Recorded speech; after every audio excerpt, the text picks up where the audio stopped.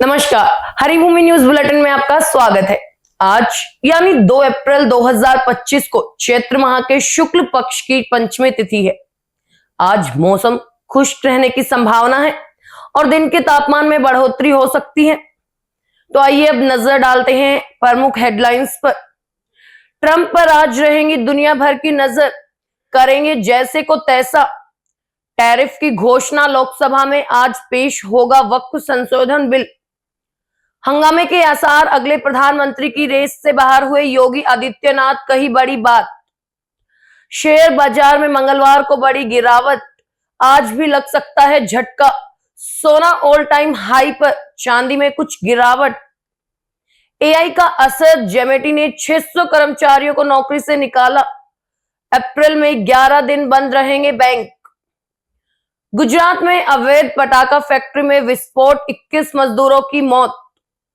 पंजाब में hand grenade के साथ आतंकी काबू, आईएसआई से संपर्क में था। भारत पाकिस्तान बॉर्डर पर रिट्रीट सेरेमनी के समय में बदलाव। यीशु वाले बाबा को रेप केस में उम्र कैद की सजा, कोर्ट में गिड़गिड़ाया। गुरुग्राम में प्रेमी जोड़े को पकड़ने आए परिजनों का होटल में हंगामा, मालिक ने की फायरिंग। यूट्यूबर इलाहाबादिया अब आए लाइन पर, अब शो में रखेंगे शालीनता। यूपी में बुलडोजर एक्शन पर सुप्रीम कोर्ट सख्त, देना होगा मुआवजा। चीनी राष्ट्रपति ने भारत चीन संबंधों को ड्रैगन हाथी टेंगो कहा। डोनाल्ड ट्रंप की धमकी पर ईरान ने भी ललकारा। ताइवान ने बांग्लादेश को दिखाई आंख, कहा हम आजाद हैं। अब खबरें विस्तार से। तो सबसे पहले बात करते हैं अमेरिका के राष्ट्रपति डोनाल्ड ट्रंप की। ट्रंप आज कई देशों पर जैसे को तैसा टैक्स यानी रेसिप्रोकल टैरिफ लगाने वाले हैं। ट्रंप ने 2 अप्रैल को मुक्ति दिवस यानी लिबरेशन डे का नाम दिया है। ट्रंप का कहना है कि कई देश अपने टैरिफ कम कर देंगे क्योंकि उन्हें पता है कि वो अमेरिका के साथ गलत कर रहे हैं। यूरोपीय संघ पहले ही अपने टैरिफ 2.5% तक घटा चुका है। वही ट्रंप का दावा है कि भारत भी अपने टैरिफ कम करेगा। हालांकि भारत की ओर से अभी टैरिफ कम करने का कोई आधिकारिक बयान नहीं आया है। वही चीन, जापान और साउथ कोरिया ट्रंप के इस फैसले के खिलाफ एकजुट हो गए हैं। आर्थिक चर्चा में तीनों एशियाई देशों ने फैसला लिया है कि वो आपसी ट्रेड को बढ़ावा देंगे। तीनों ने फ्री ट्रेड एग्रीमेंट की संभावना भी जताई है। आज देश की लोकसभा में भी हंगामे के आसार हैं। आज लोकसभा में वक्फ संशोधन बिल दोपहर 12 बजे लोकसभा में पेश होगा। इस पर 8 घंटे चर्चा होगी। लोकसभा में बहस के लिए भाजपा, कांग्रेस, जेडीयू, टीडीपी समेत पार्टियों ने अपने सांसदों के लिए व्हिप जारी किया, यानी उन्हें उपस्थित रहने के लिए कहा है। वक्फ संशोधन बिल में सबसे खास बदलाव है कि अब वक्फ बोर्ड के फैसले को अदालत में चुनौती दी जा सकेगी। वही यूपी के सीएम योगी आदित्यनाथ का एक बयान खूब चर्चा में है। उन्होंने उन कयासों पर विराम लगाया है जिसमें उन्हें प्रधानमंत्री नरेंद्र मोदी का उत्तराधिकारी बताया जा रहा था, यानी देश का अगला पीएम। न्यूज एजेंसी पीटीआई के साथ एक इंटरव्यू में योगी ने कहा कि राजनीति उनके लिए पूर्णकालिक काम नहीं है और वो दिल से योगी हैं। उनकी प्राथमिकता भूमिका उत्तर प्रदेश के लोगों की सेवा करना रहेगी। उन्होंने कहा कि मैं उत्तर प्रदेश का मुख्यमंत्री हूं और पार्टी ने मुझे राज्य के लोगों की सेवा करने के लिए यहां रखा है।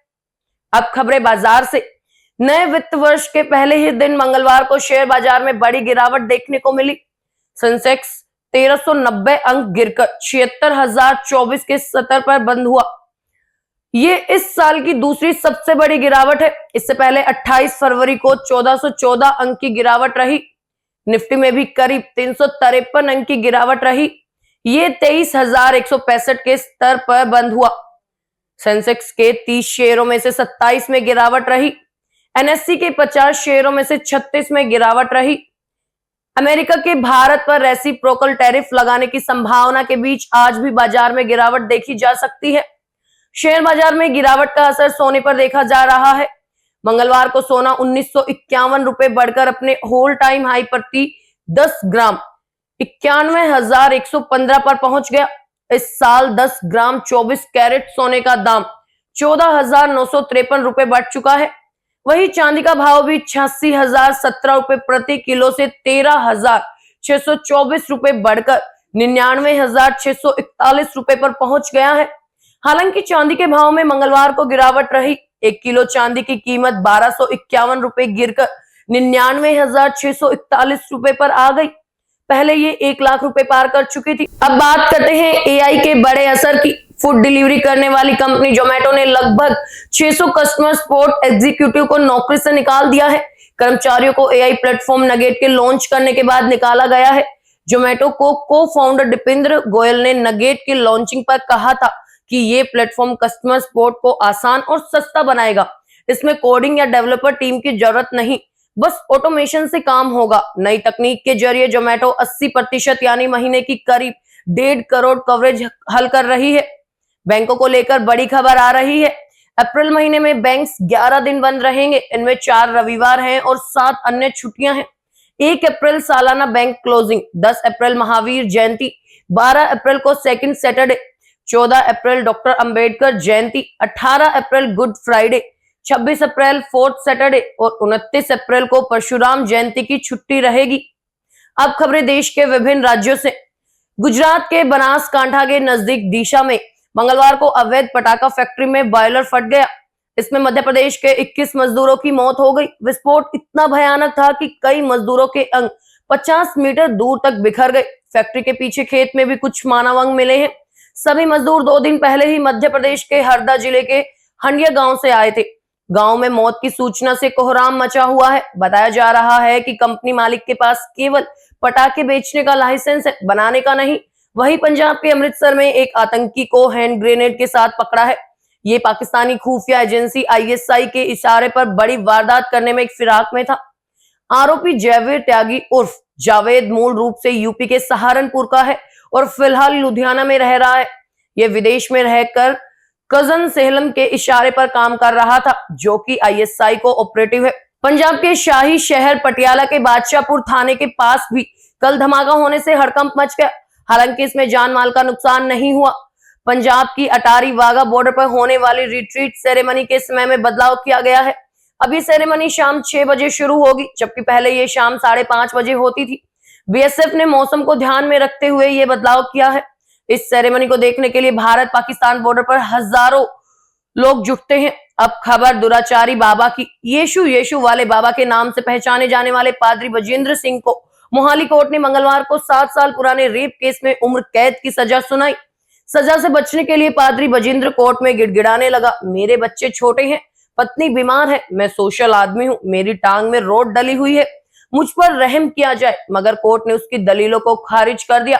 बजेंद्र ने 2018 में विदेश में बसाने का लालच देकर महिला से रेप कर उसका वीडियो बनाया था। हरियाणा के गुरुग्राम में मंगलवार को बड़ा बवाल हो गया। घर से भागे एक प्रेमी जोड़े को खोजते हुए प्रिजन होटल में पहुंच गए। यहाँ पर हंगामा होने लगा तो होटल मालिक व पूर्व फौजी ने भीड़ पर फायरिंग कर दी।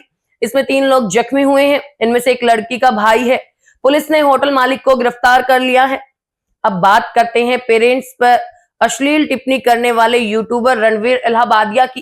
इलाहाबादिया ने सुप्रीम कोर्ट में लिखित आश्वासन दिया है कि वो अपने शो में शालीनता बनाए रखेंगे। सीनियर एडवोकेट अभिनव चंद्रचूड़ ने कोर्ट को बताया कि उनके वकील ने लिखित आश्वासन दिया है और वो मामले की जांच में शामिल हो गए हैं। उन्होंने रणवीर इलाहाबादिया पर पासपोर्ट जमा कराने की लगाई गई शर्त में संशोधन का अनुरोध किया। कहा कि इससे उनकी आजीविका प्रभावित हो रही है। सुप्रीम कोर्ट से दूसरी बड़ी खबर। सुप्रीम कोर्ट ने यूपी में बुलडोजर एक्शन पर टिप्पणी करते हुए अहम फैसला सुनाया है।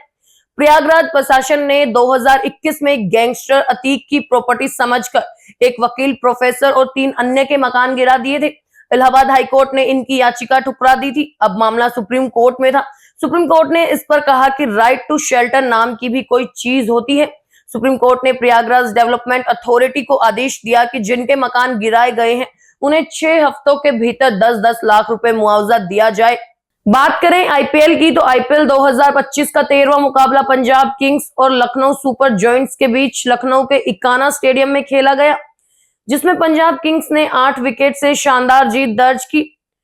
परमसिमरन सिंह 69 और श्रेयस अय्यर 52 ने धमाकेदार अर्धशतक जड़ा और अपनी टीम को 22 गेंद और 8 विकेट रहते हुए जीत दिलाई। अब बात दुनिया की। भारत चीन द्विपक्षीय संबंधों की 75वीं वर्षगांठ पर चीनी राष्ट्रपति शी जिनपिंग ने अहम बयान दिया। उन्होंने कहा कि चीन और भारत के संबंधों को ड्रैगन हाथी टेंगो का रूप लेना चाहिए।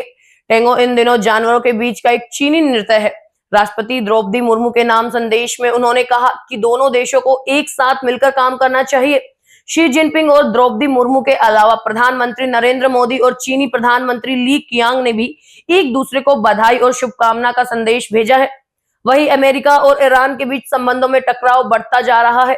अमेरिकी राष्ट्रपति डोनाल्ड ट्रंप ने ईरान को चेतावनी देते हुए कहा कि अगर वो न्यूक्लियर डील पर सहमति नहीं बनाता है तो उसके खिलाफ सख्त एक्शन लिया जाएगा। अमेरिका की इस धमकी पर ईरान ने भी पलटवार किया है। ईरान के बड़े नेता अली लारिजानी ने चेतावनी देते हुए कहा कि हम परमाणु हथियारों की ओर नहीं बढ़ रहे हैं, लेकिन अगर आप ईरानी परमाणु मुद्दे में कुछ बात गलत करते हैं तो आप ईरान को उस ओर बढ़ने के लिए मजबूर कर देंगे। अब बात चीन ताइवान संबंधों की। ताइवान के विदेश मंत्रालय ने बांग्लादेश की अंतरिम सरकार के मुखिया मोहम्मद यूनुस की चीन यात्रा पर जमकर खरी खोटी सुनाई है। दरअसल यूनुस ने चीनी राष्ट्रपति शी जिनपिंग के साथ बातचीत के दौरान ताइवान को भी चीन का हिस्सा बताया था। इस पर ताइवान ने मोहम्मद यूनुस को झूठ बोलने और भ्रम फैलाने के बचने की सलाह दी है। ताइवान ने कहा कि वो एक आजाद देश है और कभी भी चीन का हिस्सा नहीं रहा।